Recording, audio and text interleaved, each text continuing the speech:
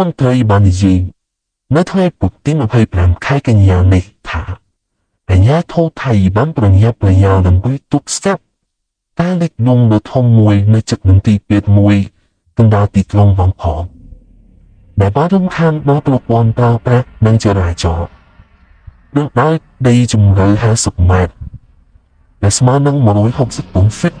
លាតសន្ធឹងប្រហែល900ម៉ែត្រការ៉េនៅមុខមន្ទីរពេទ្យវាយជារាដោយបញ្ឈប់ចរាចរណ៍វីដេអូនៅលើប្រព័ន្ធផ្សព្វផ្សាយសង្គមបានបង្ហាញពីភ្លើងលិចបន្តិចម្ដងខណៈដែលទឹកហូរចេញពីបំពង់លូ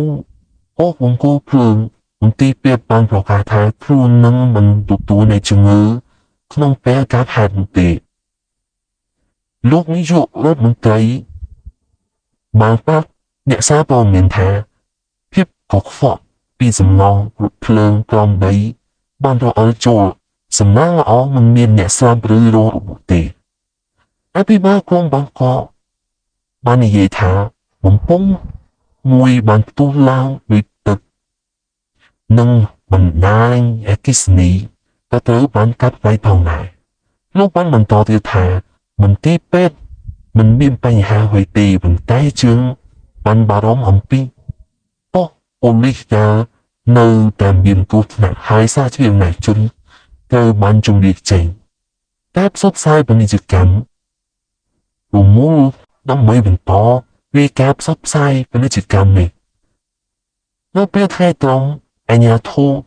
បាននិយាយថាពួកគេបានបញ្ឈប់ចលនាដីបន្ថែមទៀតហើយកំពុងតាមដានទីតាំងនេះយ៉ាងដិតដល់គឺថានៅប្រទេសថៃគឺនៅមុខមន្ទីរពេទ្យមួយកន្លែងគឺមានការបាក់ផ្លូវយ៉ាងធ្ងន់ធ្ងរតាមដងរហូតដល់50ម៉ែត្រដែលលាតសន្ធឹងប្រហែល900ម៉ែត្រការ៉េនៅក្នុងមុខមន្ទីរពេទ្យនៅក្បែរតាមដងបាទហើយខាងថៃក៏គេបានកំពុងតែតាមដាននៅក្នុងបញ្ហាមួយនេះផងដែរគឺមិនដឹង